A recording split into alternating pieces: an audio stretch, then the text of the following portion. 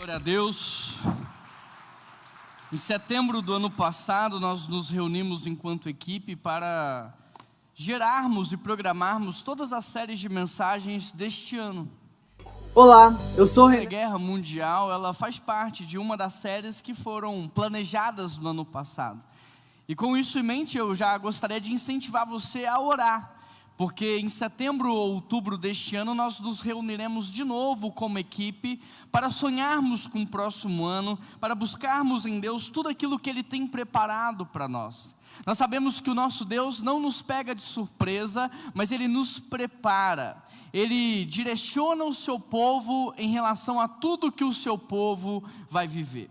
Como já foi iniciado no domingo passado, nós estamos nessa série Terceira Guerra Mundial. Nós sabemos que mais ou menos em 1914 o mundo passou pela Primeira Guerra Mundial. Nós sabemos também que em meados de 1939 o mundo passou pela Segunda Guerra Mundial. A data inclusive em que esse prédio foi inaugurado. Por isso as paredes dessa igreja são tão grossas, a espessura é tão larga, porque é um prédio que foi construído numa concepção de guerra. Ele foi construído para não cair. E alguns comentaristas e jornalistas, eles dizem que nós estamos prestes a viver uma terceira guerra mundial. Isso não é novidade para ninguém. O tempo todo você vê uma nação atacando a outra, o tempo todo você vê, e a Bíblia já falava sobre rumores de guerra, e o quanto que isso é uma verdade, uma realidade. Mas a justificativa para uma possível terceira guerra mundial é a mesma para aquela que aconteceu em 39 e aquela que aconteceu lá em 1914, a rebelião contra o príncipe da paz. Toda a guerra que nós vivemos hoje, seja ela uma guerra dentro do nosso coração, seja ela uma guerra na nossa mente, seja uma guerra no casamento, nas relações ou entre nações, toda essa guerra tem a ver com a rejeição do príncipe da paz, tem a ver com uma rejeição daquele que foi enviado por Deus para trazer a verdadeira paz ao mundo.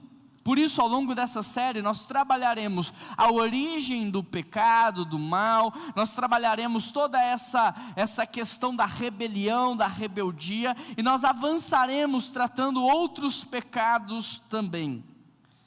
No domingo passado, nós aprendemos aqui sobre a origem de Satanás. Como Satanás se transformou nesse dragão, na serpente que nós conhecemos. Nós aprendemos aqui como foi o processo da sua queda. Nós aprendemos também o plano que ele tem para a destruição da humanidade, para angariar novas pessoas dentro do seu colegiado de anjos e demônios que visam a destruição da relação do homem com Deus. Se você não estava aqui no domingo passado, você pode participar deste culto, ouvir essa mensagem no YouTube ou no Spotify da nossa igreja, mas é muito importante que você aprenda para que você entenda o que vai ser ministrado hoje e você entenda o que será ministrado nos próximos domingos, amém? Quantos estavam aqui no domingo passado? Levanta a sua mão. Glória a Deus pela sua vida. Se você não estava, olha lá no YouTube para que você possa absorver essa mensagem. Hoje nós estamos finalizando o nosso retiro de mulheres ali no CBTL em Ravenna. No culto da noite elas retornarão aqui para testemunhar tudo o que aconteceu lá. Mas eu estou muito feliz por todos vocês que estão aqui, para que juntos nós possamos celebrar o nosso Deus. Abra sua Bíblia comigo em 1 Reis, capítulo 21, verso 13.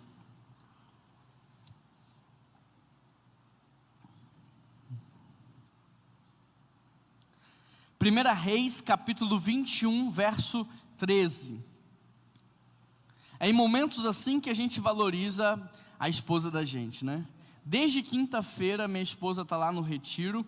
Eu estou sozinho com o Noah e o Natan dentro de casa. E meu Deus, eu estou doido para ela voltar, para eu agradecer presencialmente a Deus pela vida dela. Como que uma esposa, ela é abençoadora e ela é instrumento na vida de uma família. 1 Reis 21, verso 13, o texto diz assim: então chegaram 2 homens, quantos? Filhos de Belial, e sentaram-se em frente a ele.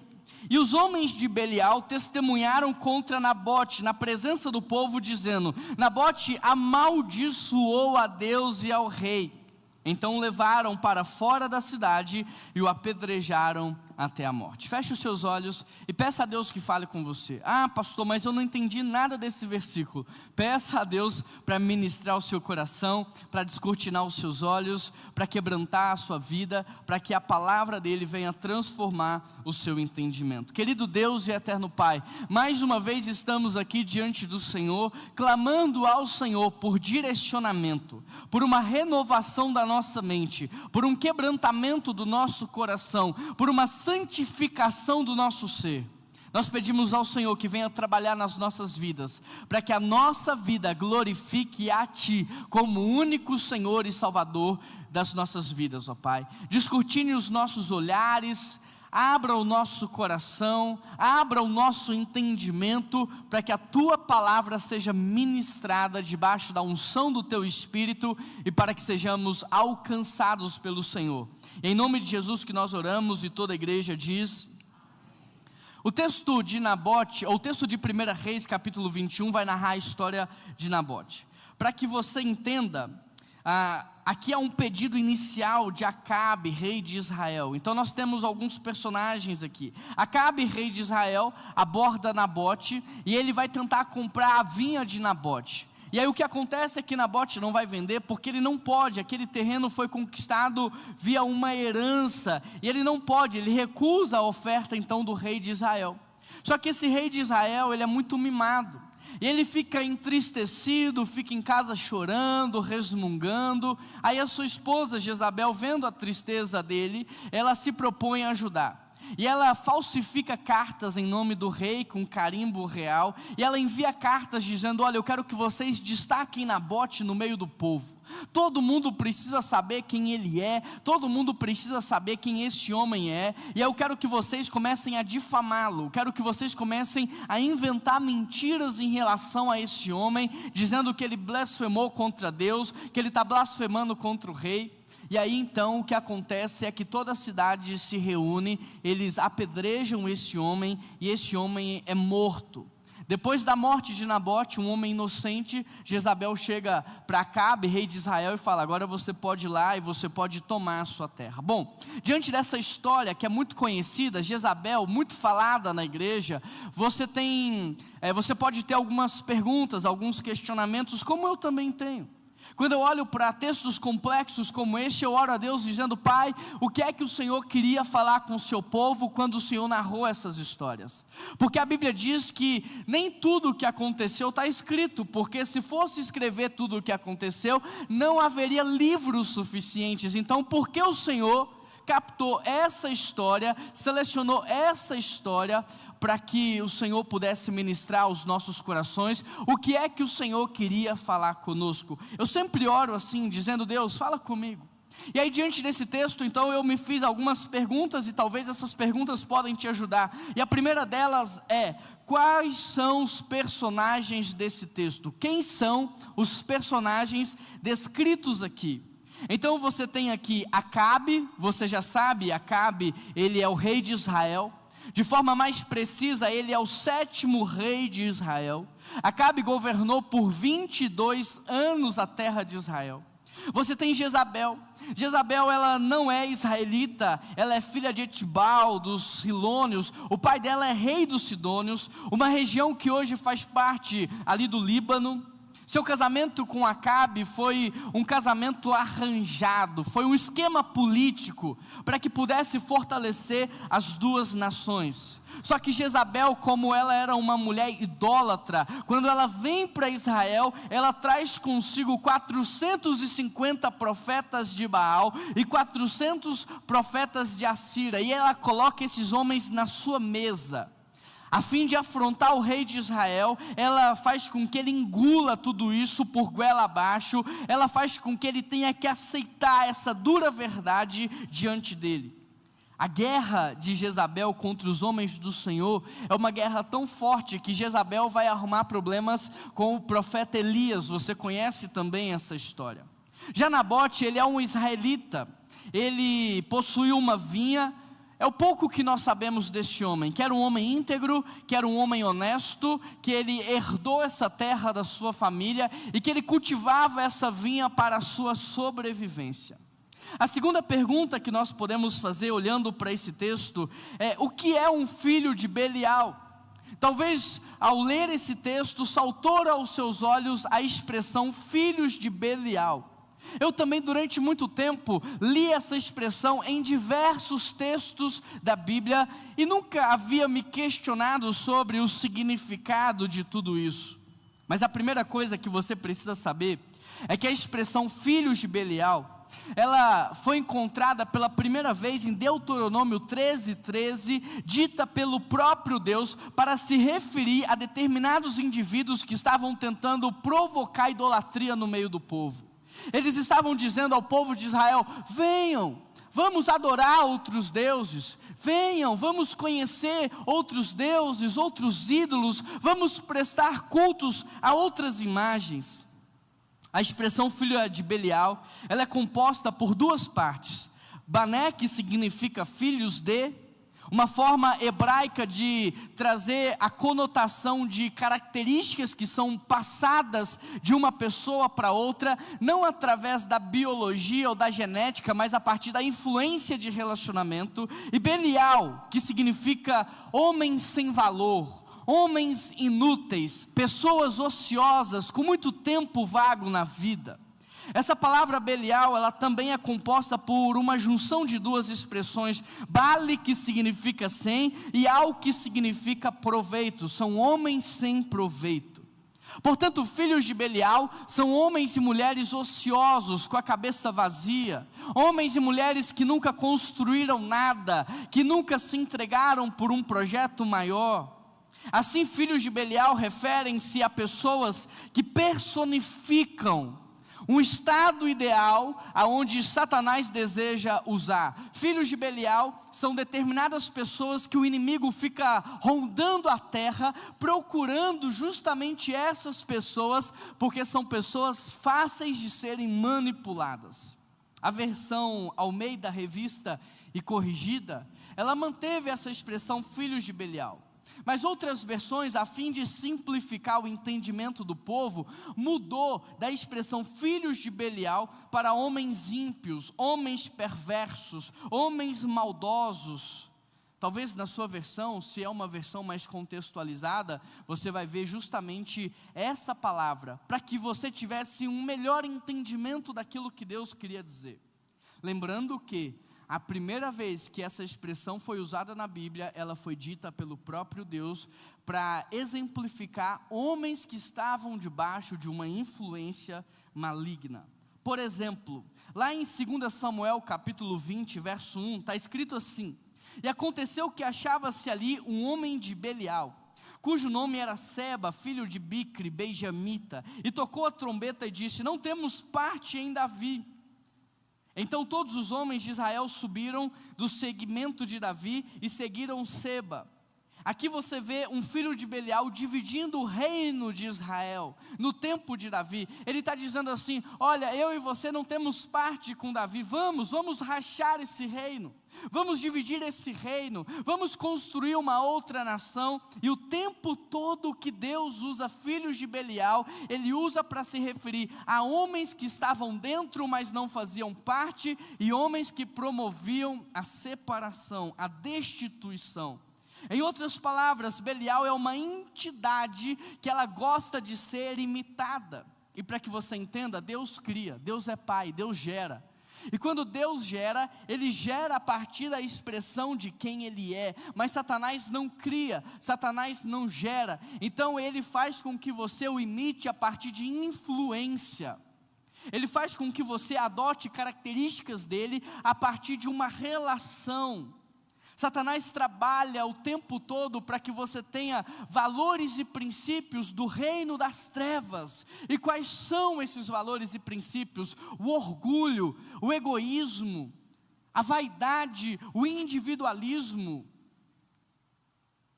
a idolatria de si mesmo. Esses são valores do reino das trevas. Só que muitas vezes nós encontramos mais desses valores nos filhos de Deus do que os valores do reino, que é a humildade, o coração manso, a verdade, a submissão, a obediência. Sabe aquela famosa frase, você é a média das 5 pessoas que você mais convive? Essa é uma verdade. Você é a média do que você mais ouve, do que você mais lê, do que você mais assiste, do que você mais conversa e do que você mais se relaciona.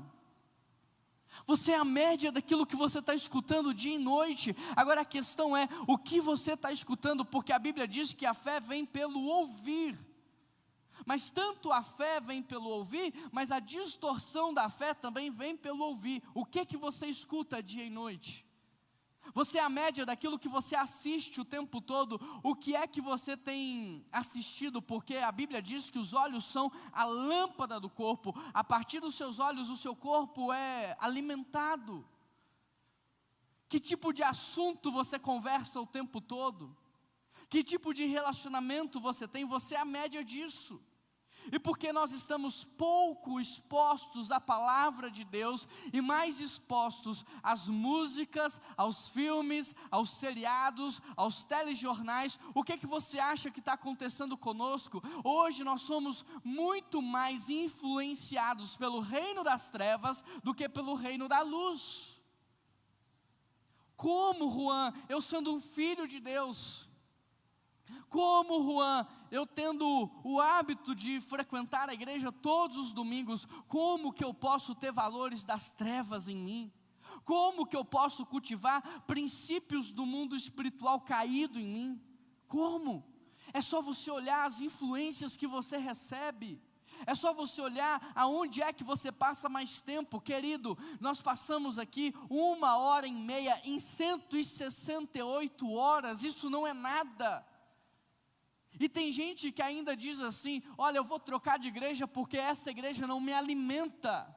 Querido, se você se alimenta só no domingo, você está prestes a morrer. Um filho de Deus tem que se alimentar da palavra todos os dias, orar todos os dias, jejuar todos os dias, buscar direção todos os dias. Não é assim que o mundo diz que você faz para se manter bem informado?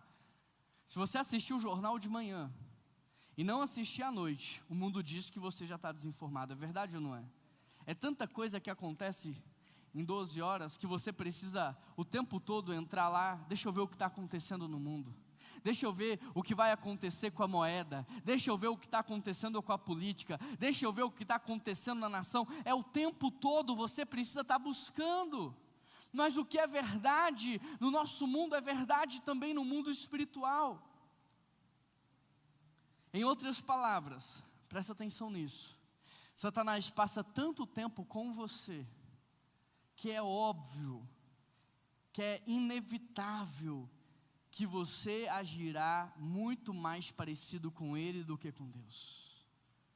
Você não acredita na quantidade de cônjuges que chegam para a gente e diz assim, eu não consigo entender, o meu marido foi para a igreja, a minha esposa foi para a igreja, mas dentro de casa, ela age de maneira diferente, ele age de maneira diferente.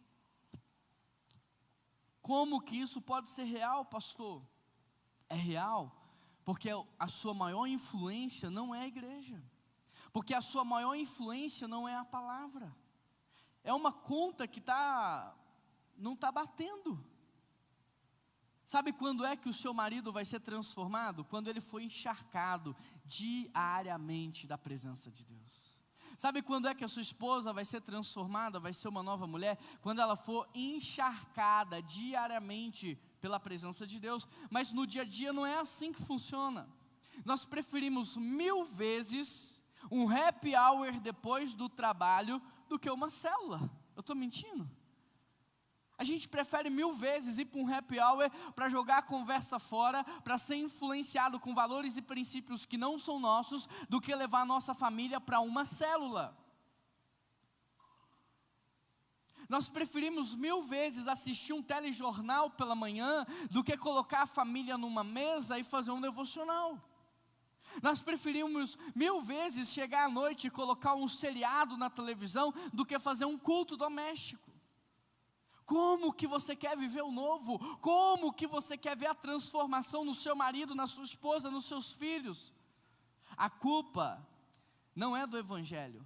A culpa não é de Deus, a culpa não é da igreja, a culpa não é do pastor, a culpa não é do líder de célula, a culpa é sua. E aqui, homens, quero aproveitar que nós temos mais de 60 mulheres lá no retiro, temos algumas aqui, mas mesmo assim, mesmo com uma quantidade imensa de mulheres no retiro, eu vou dizer, o público ainda mais dominante aqui nessa manhã é de mulheres. Eu estou olhando e eu estou vendo. Cadê os homens? Não tem desculpa, não estão no retiro. Cadê os homens? E eu vou dizer mais, homem, você que está aqui, você tem a regência da sua casa. A regência da sua casa é sua, é você que direciona a sua casa. Sabe por quê? Porque as nossas mulheres, elas são presentes de Deus, elas são maravilhosas, mas elas são seres emocionais. Sabe o que acontece com o ser emocional? Tem dia que quer, tem dia que não quer, tem dia que tem vontade, tem dia que não tem dia que está cansado, tem dia que não está. O problema do fracasso de muitos homens é porque ao invés de trazer regência, eles são submissos às emoções. O homem sabe que tem que fazer porque tem que fazer. O homem faz não porque ele sente, o homem faz porque tem que ser feito. O maduro faz porque tem que ser feito. Então eu chego para minha esposa que diz, ai amor, hoje eu estou tão cansada. Eu falo, meu bem, eu sei, mas chega lá nós seremos renovados. Chega lá nós seremos transbordados da presença de Deus. Todos os nossos problemas, nós teremos soluções. O Espírito Santo vai falar com a gente e a gente vai sair de lá sabendo o que tem que fazer. Sabe o que acontece com ela que estava desanimada? Você tem razão, vamos lá. Mas sabe o que nós homens temos feito? A gente tem dado a regência para uma criança de 7 anos. Ah, você está cansadinho, não quer ir no culto hoje não? Então tá bom, a gente não vai no culto hoje não. A regência é nossa, a liderança é nossa. O que você tem feito da sua casa e da sua família? Você precisa encharcar a sua esposa de Deus. Esse é o melhor presente que você pode dar para ela. Você precisa encharcar os seus filhos de Deus. Esse é o melhor presente que você pode dar para eles. Queridos, aqui nós temos inúmeras mulheres solteiras na igreja. E os poucos homens solteiros que tem, você olha e fala assim, Jesus, faz um milagre aí. Porque mesmo nos poucos não dá para indicar. Mesmo nos poucos, você olha para uma mulher e fala assim, cara, eu estou com piedade de você, eu preciso orar por você, porque não dá. A Bíblia diz que às vezes é melhor só do que mal acompanhado.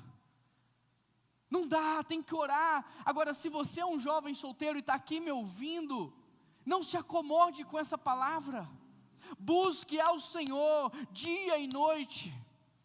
Porque a diferença entre um grande homem e um homem que não é grande é a presença de Deus. Adão foi o primeiro homem criado, nunca tinha visto o mal, nunca tinha visto a morte, mas tinha uma cognição perfeita, uma comunicação invejável, uma autoridade que você não imagina. Por quê? Porque ele foi criado à imagem e semelhança. Tislen significa sombra. Querido homem, quanto mais perto você estiver de Deus, mais você fará a diferença aonde você está.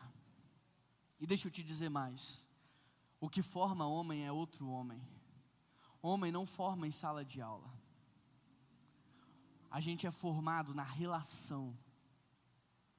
Se você não se expor a se relacionar com grandes homens, você vai continuar da mesma forma que você está. Agora, por que os homens fogem de relacionamento?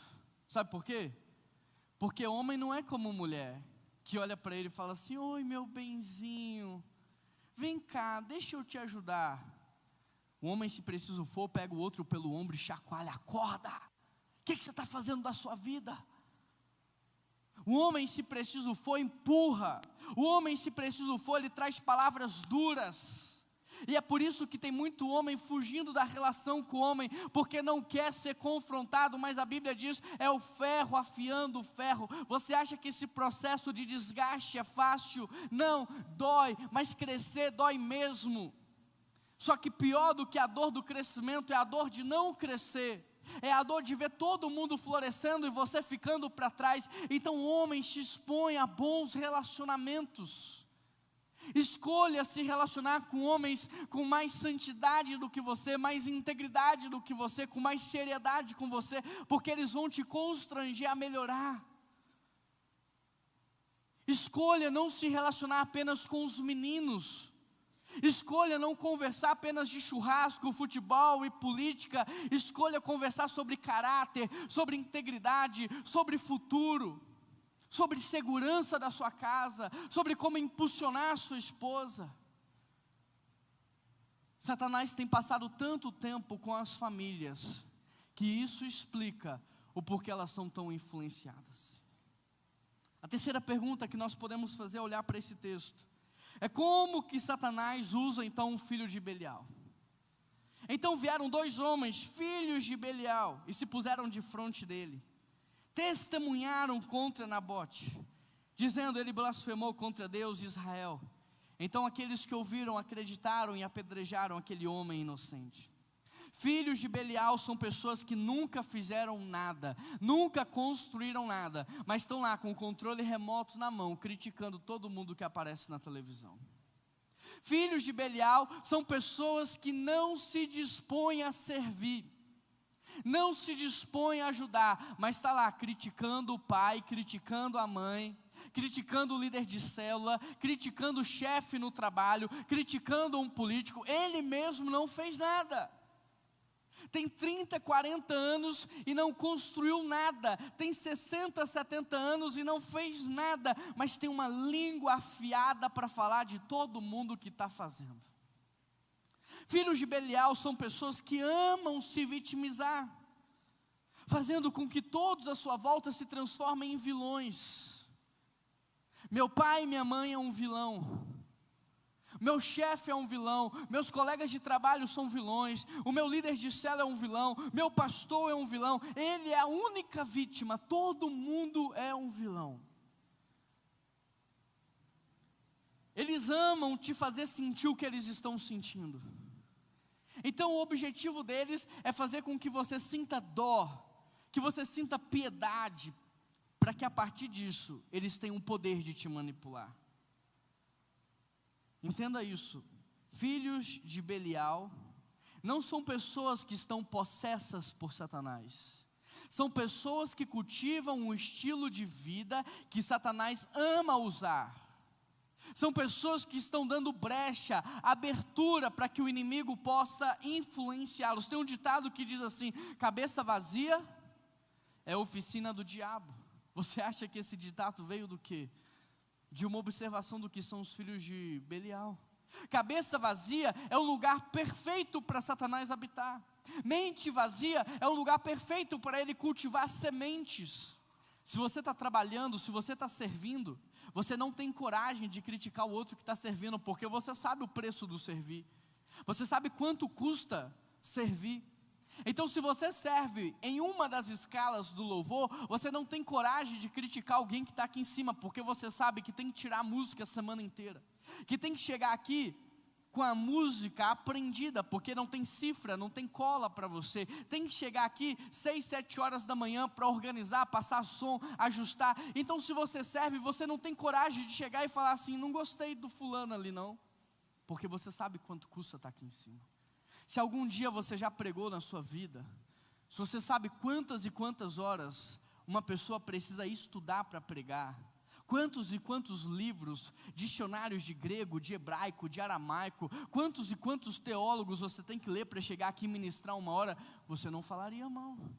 Se você sabe quanto que custa o limpar cada um desses bancos, e eu sei porque eu já limpei, você sabe o quanto que as costas doem de ficar abaixado, limpando um por um, você nunca mais chegaria aqui atrasado num culto de domingo sem ter ajudado em nada.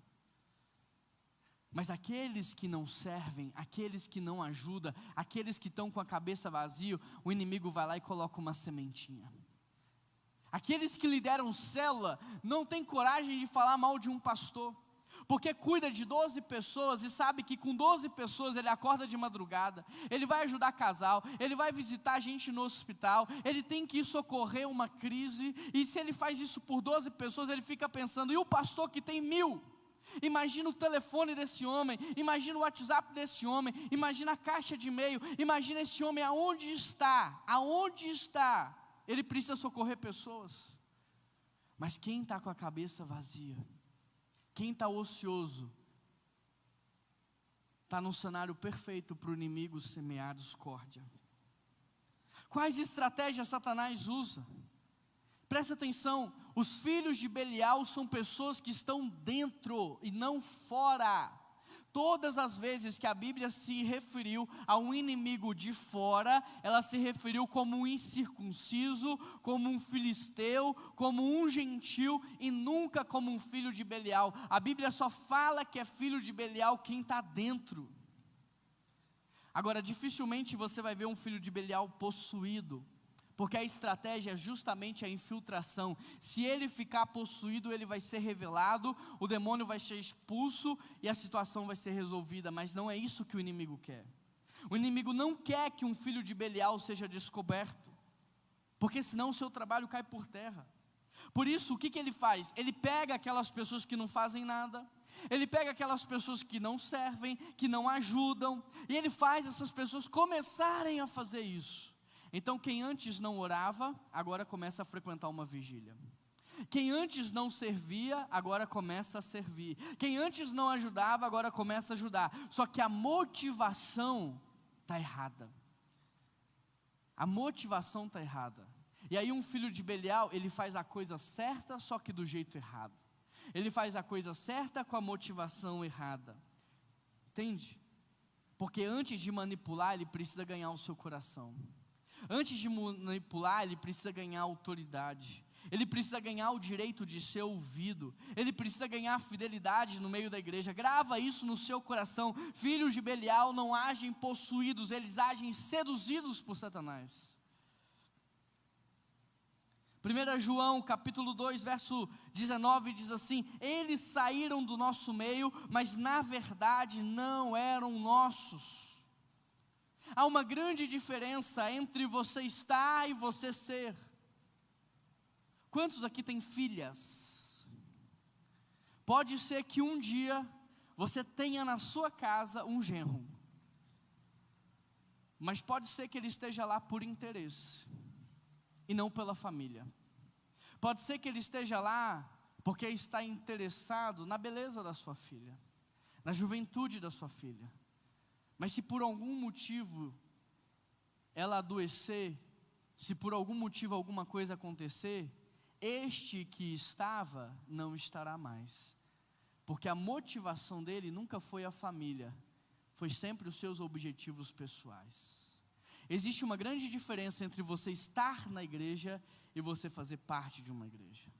Existe uma grande diferença entre você estar na família e fazer parte de uma família.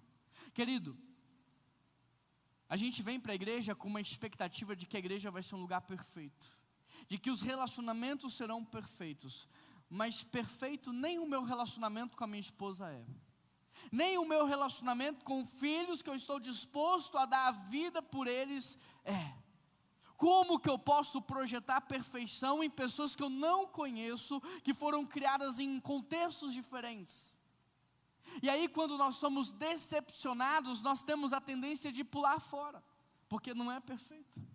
Sabe o que faz uma família ser feliz? Não é a perfeição, mas é o fato dela ser saudável. E você sabe o que é uma família saudável? Não é uma família que não erra, mas uma família que está disposta a corrigir os seus erros. O que faz um casamento ser um casamento maravilhoso é quando marido e mulher estão dispostos a chegar um para o outro e falar: me perdoa, eu errei, vamos recomeçar. O que faz uma relação entre pais e filhos ser saudável é justamente essa humildade para sentar, conversar e corrigir. E se isso é verdade dentro de uma família biológica, tem que ser verdade na família espiritual. O que faz uma igreja ser saudável é a nossa habilidade de lidar com as diferenças, é a nossa habilidade de lidar com aquilo que nós não concordamos. A igreja não é conveniência, A igreja é responsabilidade. Pessoas imaturas tratam amizades como conveniência. Eu vou me relacionar com quem pode me ajudar. Eu vou me relacionar com quem me joga no próximo patamar. Pessoas maduras entendem que a amizade é responsabilidade. Mesmo que ele não tenha o que me dar, eu vou continuar oferecendo. Mesmo que ele não tenha o que fazer, nós continuaremos juntos. Existe uma grande diferença entre você estar na igreja e ser da igreja. Quem está na igreja luta contra ela. Quem é da igreja defende o corpo. Não fala do meu irmão. Não fala da minha igreja. Não fala do meu pastor. Você não sabe o preço que essas pessoas estão pagando por nós. Quem está na igreja promove intriga. Quem está na igreja de verdade preserva a unidade. Quem está na igreja acha defeitos em tudo. Quem é a igreja trabalha para melhorá-la. Você já pode ver se você está ou se você é.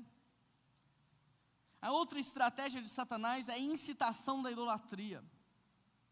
Desde o Antigo Testamento, os filhos de Belial promovem os seus inimigos para depois derrubá-los. Nabote foi colocado em destaque, porque o objetivo era derrubá-lo. A incitação da idolatria nos dias de hoje se diz a líderes espirituais. Filhos de Belial estão colocando os seus líderes espirituais numa posição em que eles não deveriam estar. Estão proclamando, dizendo por aí, fulano é perfeito, fulano é maravilhoso, fulano é incrível, fulano não erra. Eles estão promovendo, por quê? Porque se os liderados conseguirem captar a imagem de perfeição, será mais fácil de frustrar. A frustração será natural, é uma estratégia. Filhos de Beliais promovem as suas vítimas antes de destruí-las. Querido, nunca coloque o seu cônjuge numa posição que ele não está. Ele erra, ele não é perfeito. Nunca coloque os seus filhos numa posição de semideuses. São maravilhosos, são incríveis, porque eles erram, eles vão te frustrar. Não coloquem amigos numa posição em que não estão. Não coloque o seu líder de célula nessa posição. Não coloque o seu pastor nessa posição. Seu pastor erra, seu pastor falha, seu pastor desaponta pessoas. Eu sou especialista em frustrar pessoas. Eu não quero que você pense que eu sou mais espiritual do que você.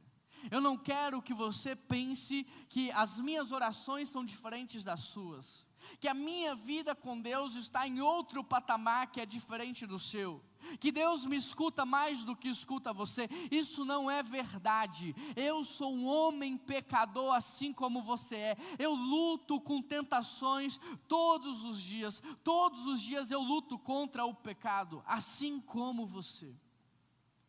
Tudo que Satanás quer, presta atenção nisso, é que você idolatre o seu pastor, para que você se frustre com ele, porque se você estiver frustrado com ele, tirar você da igreja vai ser muito fácil. É ou não é? Enquanto você está idolatrando o seu pastor, ninguém tira você da igreja. Mas quando você se frustra com ele, você sai daqui até para um lugar que você nem sabe que lugar é. Você sai daqui sem ter lugar para ir. É isso que Satanás quer. É nisso que ele está trabalhando, é nessa estratégia que os filhos de Belial estão atuando, para mudar o seu olhar em relação à sua liderança, para que você se frustre com a igreja e você não faça parte mais de uma igreja, porque sem a igreja você é presa fácil. Sem a igreja o cenário é destruição. Por isso cuidado. Cuidado com quem você anda ouvindo. E segundo, cuidado para que você não seja promovido.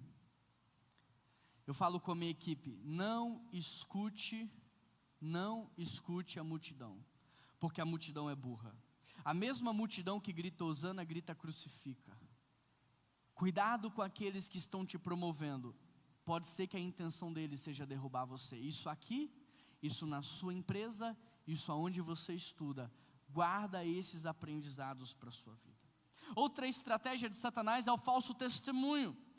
Eles acusaram Nabote injustamente, de blasfêmia. Querido, olha a construção. Você coloca alguém lá dentro, essa pessoa ganha autoridade, essa pessoa se promove, ela se promove dentro de um vitimismo, ela ganha o coração dos outros, ela promove o seu líder numa posição de idolatria, para que gere uma frustração, e diante dessa grande frustração, ela começa a fazer falsas acusações. Aquela mesma pessoa que gritou Hosana, agora grita crucifica. Aquela mesma posição, aquela mesma pessoa que te destacou, agora começa a falar mentiras de você. Só que agora ela vai ser ouvida.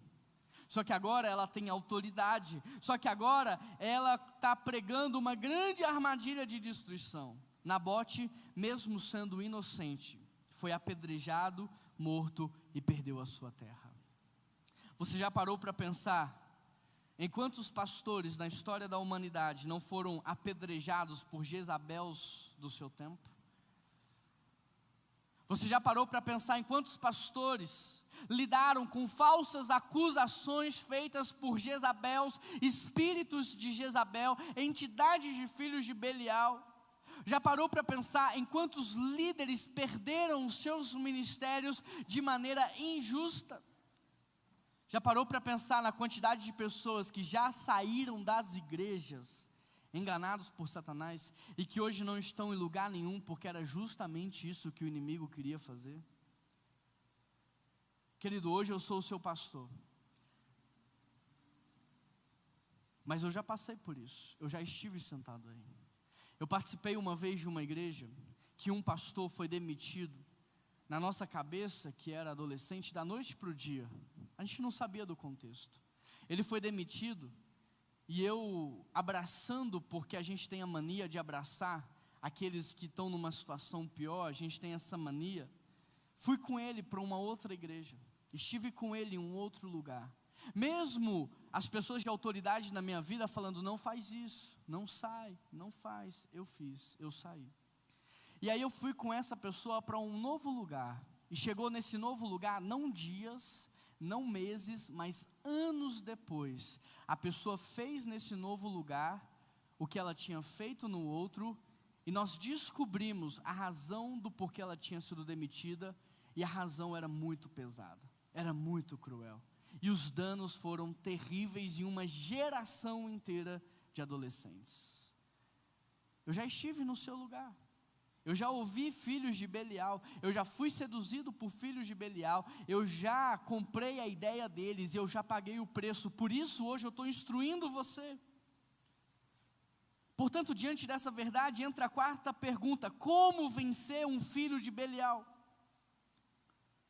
Como que você pode vencer a uma estratégia satânica que visa como fim último a destruição da sua identidade cristã? Porque toda vez que o inimigo coloca uma crise em relações espirituais, o objetivo dele é tirar você do corpo, para que fora do corpo ele ataque o seu propósito e destrua a sua identidade. Como vencer uma estratégia assim? Primeiro, nunca nivele as vozes. Nunca coloque as vozes no mesmo grau de importância na sua vida. Vou te explicar para que você possa entender. Eu sou o teu pastor, mas aqui na igreja você tem o Renan, você tem o Samuel, você tem outros pastores de outras igrejas. Nós estudamos 4 anos de teologia. No meu caso, eu estudei num seminário integral, manhã, tarde e noite.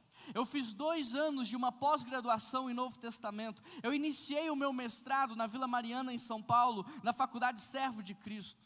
Eu fui submetido por 2 horas a mais de 30 pastores que me sabatinaram. Perguntaram tudo para que no final eles avaliassem o meu conhecimento bíblico. Eu fiquei quase 10 anos da minha vida como pastor auxiliar, sendo submetido. Para ser pastor dessa igreja, foi quase 1 ano e meio de processo, dentro de oração, jejum, sabatina, e tudo isso para que hoje eu pudesse estar aqui pastoreando vocês. Só que no nosso meio tem pessoas que você nem conhece. No nosso meio tem pessoas que você não sabe a motivação e nem a intenção do coração delas. E sabe o que muitas vezes a gente faz? Nivela as vozes. Coloca todas as vozes no mesmo grau de importância. Eu estou aqui hoje, se eu falar alguma coisa de errado, a Convenção Batista vem e me tira como pastor dessa igreja. Se eu continuo pastoreando, é porque eu continuo sendo examinado e aprovado. Mas a pessoa que está do seu lado, ela está aqui hoje, amanhã pode ser que ela não esteja. E o que acontece? A gente nivela as vozes. A gente dá a mesma importância para todo mundo que fala. Nunca nivele as suas vozes. Sabe, tem muita criança que nivela a voz do coleguinha de classe com a voz do pai e da mãe. Não, mas o meu coleguinha falou, nunca nivele as vozes. Não nivele a voz de um colega de trabalho com a voz do seu chefe, do seu líder do seu trabalho. Sempre que você nivelar as vozes, dando o mesmo grau de importância, você cavará o seu próprio túmulo. Não nivele as vozes entre o seu cônjuge e os seus coleguinhas, e aquelas pessoas que você conheceu ontem. Não nivele as vozes. Entenda que tem pessoas que Deus colocou na sua vida como autoridade espiritual na sua vida. E você precisa respeitar as hierarquias e honrar essas autoridades, porque a Bíblia diz que não há autoridade que não venha de Deus, ainda mais quando se trata de uma igreja. Essa igreja é dele, ele faz dela o que ele quer. A segunda dica que eu posso te dar é que você deve prestar muita atenção em quem é que está falando com você, para que o seu coração não se corrompa. Porque se você trouxer para o barco, se você colocar e abraçar uma causa que Deus está punindo, você vai trazer condenação sobre a sua vida. Você vai trazer condenação sobre a sua casa. Jonas levou condenação para toda uma embarcação, porque aquelas pessoas abraçaram Jonas e elas tiveram prejuízos inimagináveis, porque colocaram Jonas dentro do barco. Eu já ensinei para vocês, cuidado com a autojustiça, porque a gente olha e fala assim, não é justo o que o meu colega está passando no trabalho, não é justo o que o meu vizinho está vivendo. Como que você pode avaliar se é justo ou não? Você não conhece a história toda, você não conversou com todas as partes, como que você pode avaliar se é justo ou não? Deus escuta conversas que você não escuta, Deus vê coisas que você não vê, Deus conhece o coração como você não conhece. Às vezes Deus está tratando uma pessoa e você interrompe a tratativa. Tem pessoas, querido, que infelizmente só aprendem quando chega no fundo do poço. E muitas vezes a gente impede as pessoas de aprender, porque todas as vezes que elas vão chegar no fundo do poço, você socorre elas. Cuidado para você não interferir numa tratativa de Deus. Cuidado para você não colocar no barco quem está fugindo dele. Na Bíblia, por exemplo, no Antigo Testamento tem a história de Cora. Cora começa a colocar o povo contra Moisés. Deus faz a terra se abrir e a terra engole Cora. Só que o grito de desespero dele é tão forte que as 250 pessoas que ele tinha influenciado fogem. Deus vai e elimina cada uma delas, as 250 pessoas. E aí o povo vem reclamar com Moisés. Está vendo, Moisés, o que aconteceu por sua culpa? E o povo chora por causa daquilo que Deus fez com Cora e os 250. Sabe o que Deus faz? Naquele dia, elimina mais de 14 mil pessoas. A punição para o rebelde, a punição para quem abraça o rebelde e a punição para quem chora a tratativa do rebelde.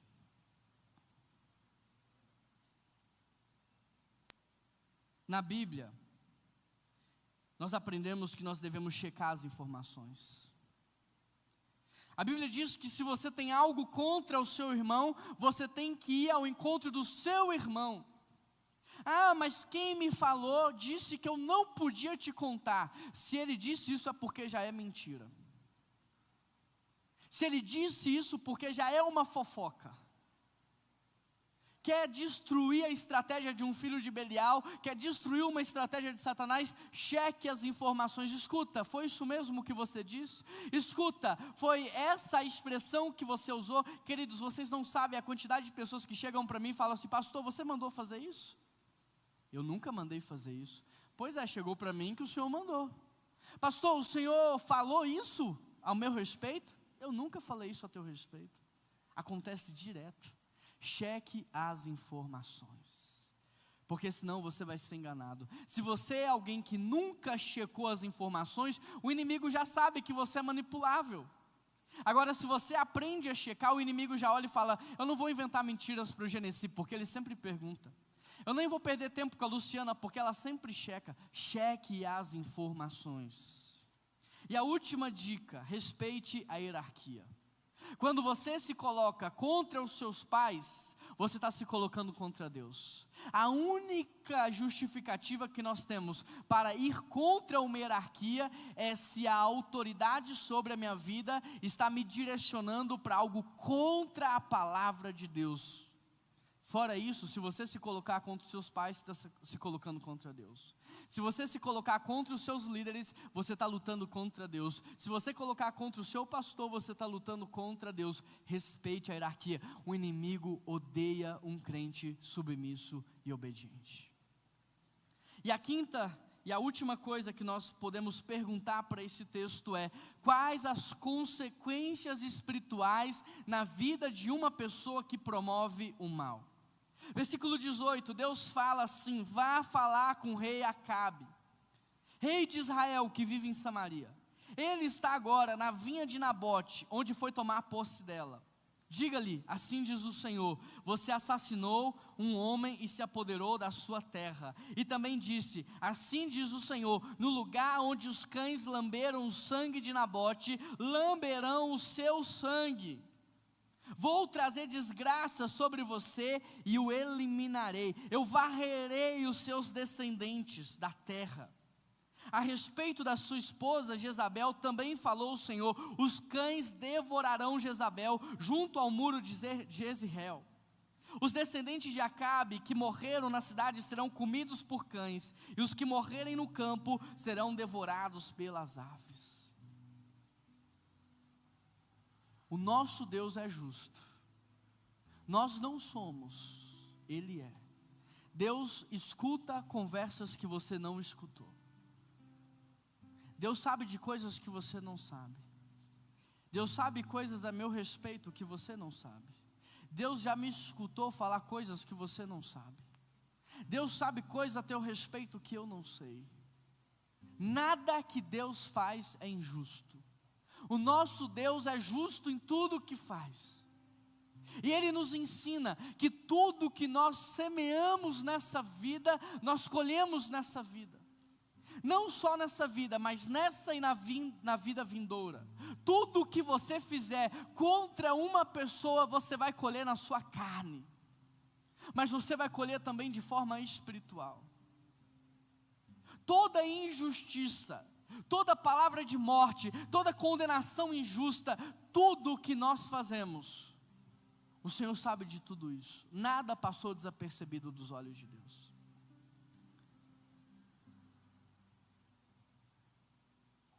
Escuta o que eu vou te falar.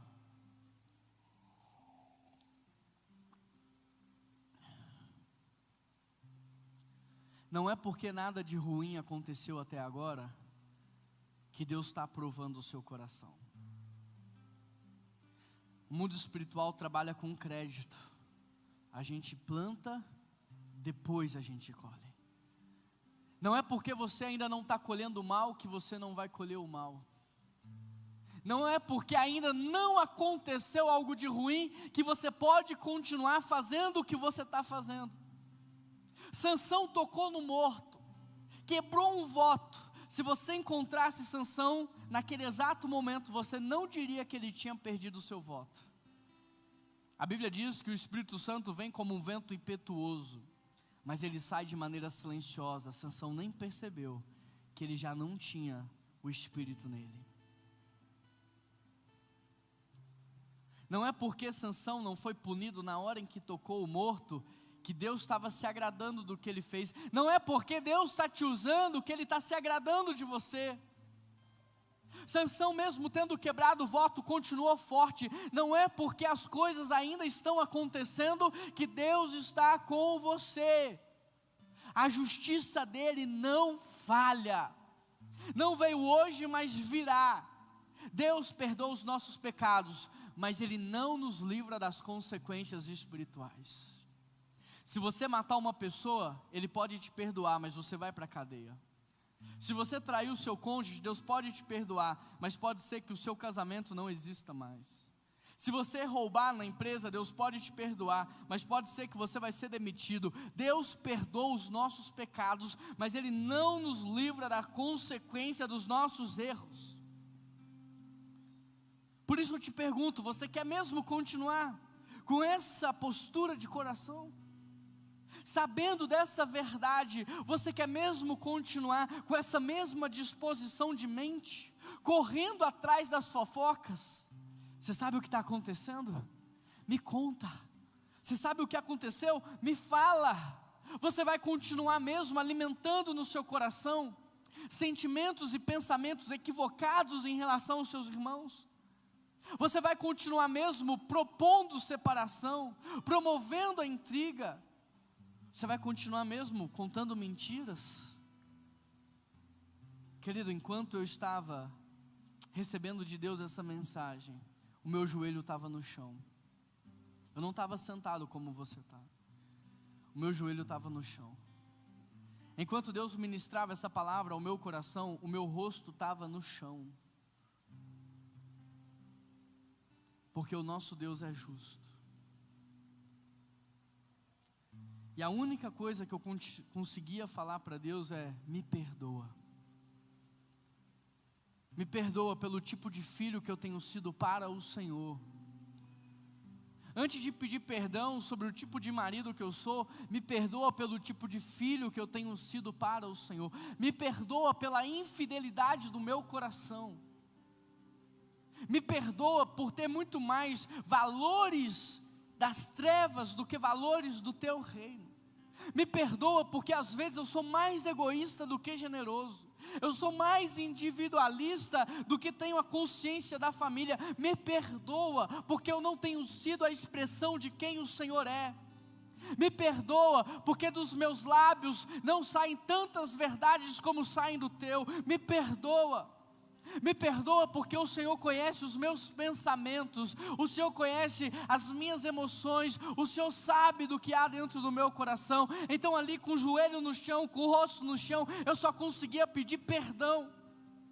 Me perdoa pelo tipo de marido que eu tenho sido.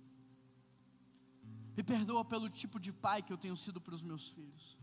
Por trocar a minha família por qualquer outra coisa. Trocar por um lazer, trocar por um trabalho, trocar o tempo de mentoria dos meus filhos por qualquer convite que me aparece. Me perdoa.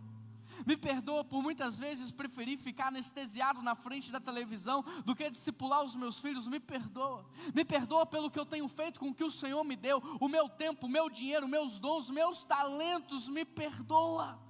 Porque eu tenho sido infiel ao Senhor, eu não tenho multiplicado, eu não tenho dado tudo que eu tenho a Ti. Me perdoa. Me perdoa pelo tipo de pastor que eu tenho sido, porque eu deveria orar mais,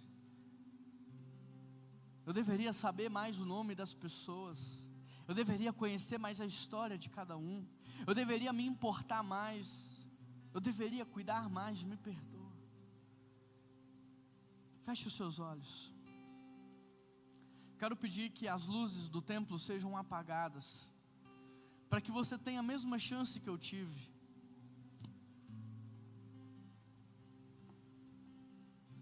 Para que sem se preocupar com quem está do seu lado ou o que vão pensar de você, você possa ter um tempo de ajustar o seu coração diante de Deus.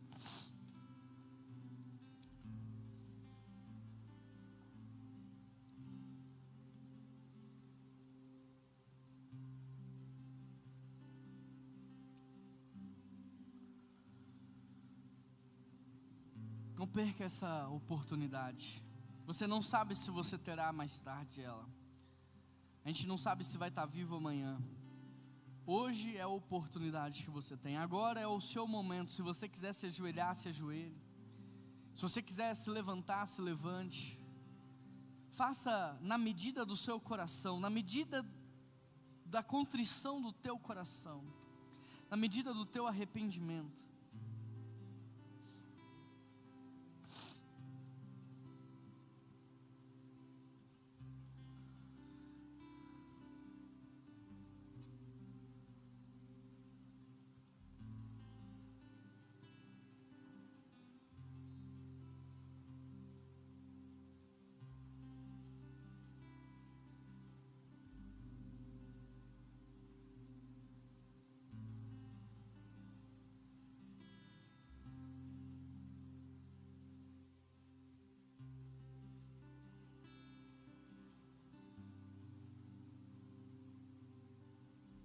ainda com os olhos fechados, ouça como essa história acabou.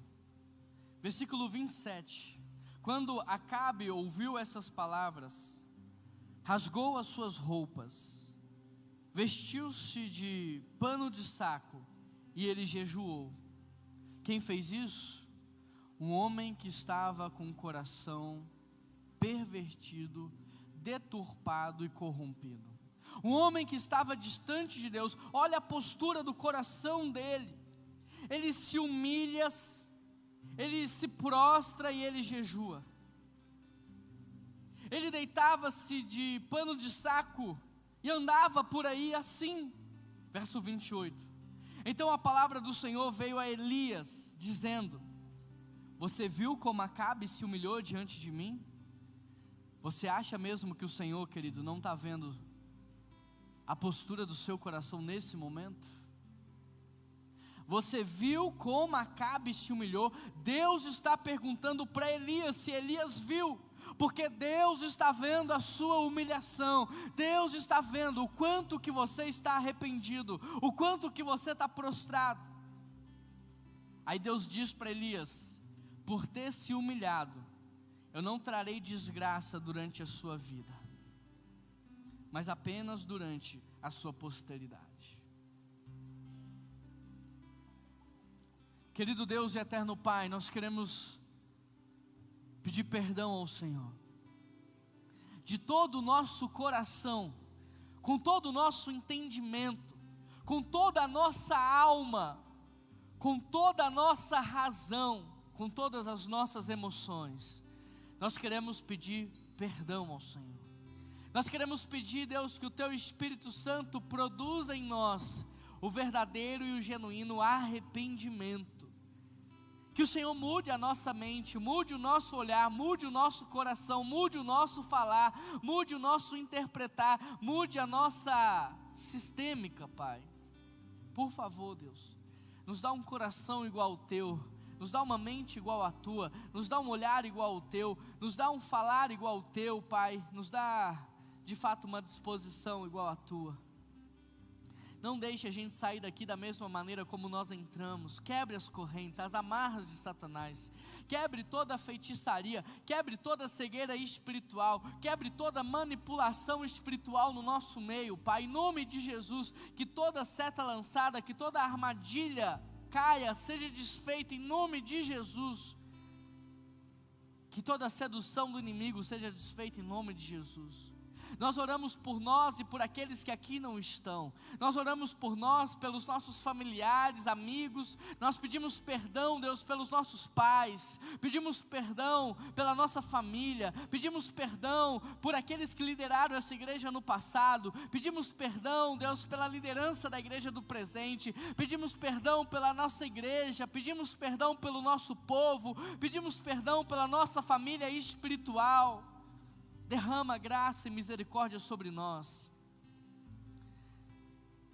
Ó Deus, que essa série de mensagens seja um divisor de águas.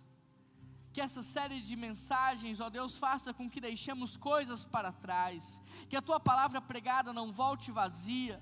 Que ela cumpra o Teu propósito em nossas vidas. Que ela nos leve a um próximo nível, ao próximo patamar de vida espiritual, de santidade, de maturidade, Pai. Nos tire de uma vida de performance, porque o Senhor vê apenas o coração. O Senhor não vê o que os outros veem, o Senhor vê o nosso coração. O Senhor não tem uma opinião, o Senhor tem um diagnóstico a nosso respeito, Pai. Por isso muda as nossas vidas, de uma vez por todas, muda. Faz o que nós não temos força para fazer, faz o que nós não podemos fazer. Espírito Santo de Deus nos lava e seremos brancos como a neve. Nos torna justo diante do Teu olho, Pai, no Seu tribunal. Nós já sabemos tudo o que nós não podemos fazer. Agora ministra no nosso coração o que nos cabe. Ministra no nosso coração o que o Senhor tem para nós. A vida não se trata só do que não se pode, mas a vida cristã se trata do que se pode. nós podemos declarar palavras de paz, nós podemos demonstrar o teu amor, nós podemos ser usados para trazer direção, nós podemos ser usados para repartir a bênção, nós podemos ser usados para sustentar os nossos irmãos, nós podemos ser usados para ministrar cura, para ministrar restauração. Pai, nos usa com poder e graça, com autoridade e com unção.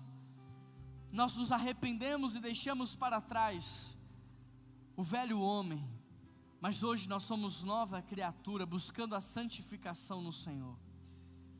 Recebe, Deus, nesse momento, enquanto pegamos o nosso cálice e o nosso pão, toda adoração que há no nosso coração, coração que está quebrantado, contrito, coração que está arrependido.